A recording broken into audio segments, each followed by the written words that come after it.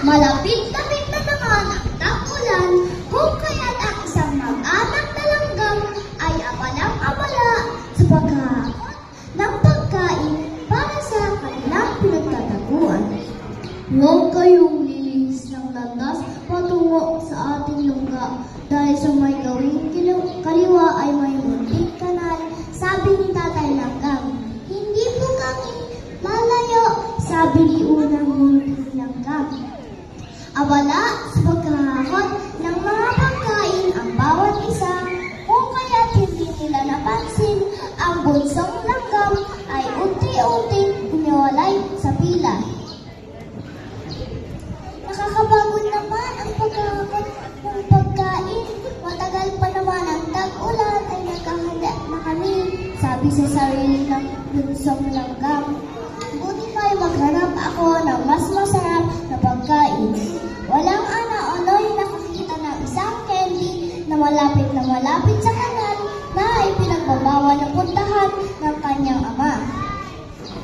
Siguro naman hindi ako mahulog sa kanal kung dahan-dahan kong kukunin ang candy.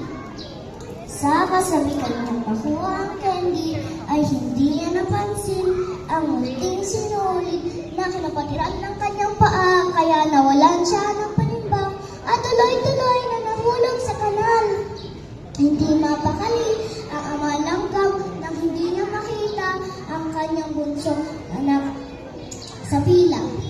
Kaya dali-dali siyang umalis upang ito'y kumapit hanggang sa siya'y magpatako sa ipinagbabawal na pook. Pagtingin niya sa ibaba, ay nakita niyang nakalutang sa tubig ang kanyang bunsong anak. Masakit man sa kalooban, ay naibulong niya sa kanyang sarili na iyan ang napapala ng mga anak na matigas ang ulo. Ang mga aral ng kwento. Una, makinig sa babala o pangaral ng mga magulang upang maiwasan ang problema o anumang sakuna na maaaring mangyari. Pangalawa, huwag matigas ang